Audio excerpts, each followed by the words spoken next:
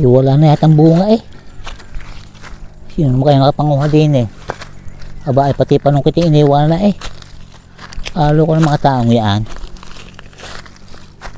Kaya kayo nagtira pa. Aba, ilang piraso na ang bunga eh. Pati panungkit iniwan din eh. Walang ngayon ng mga taong yan ah. Kundi aray panguhanin ko na at tunay na hindi ako titira ng mga taong yan.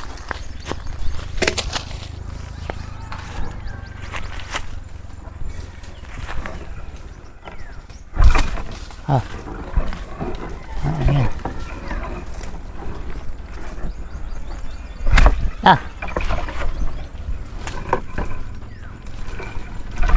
Baka hindi ko kuha. Yan.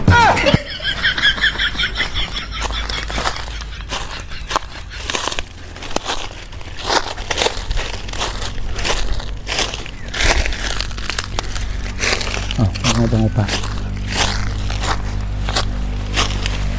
Diyan.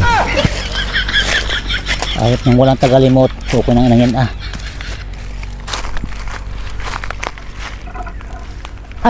Ayaw. Hop. Yan. Dalawa.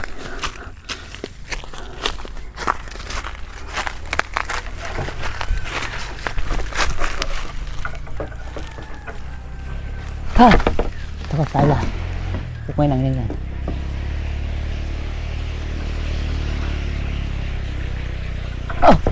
Kukuha na kakalayaw. Ayan pumunta ka yan. Mamaya ka na. Mabit yun. Ya.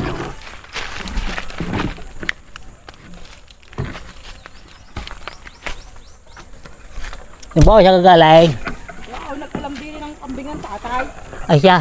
Tama-tabay kinadi ako. Tulog ko nung kwetare.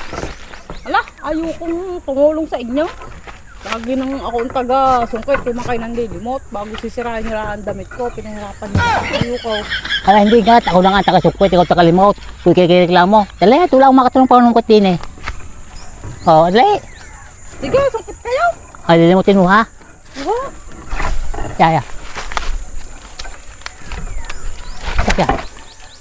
Yo. Diyan, nakulagay ang ipas ha. Diyan. Alam mo diyan. Mayroon pag wala naman bunga eh. Ya. Yan. Tapos ang angin ah. Dali.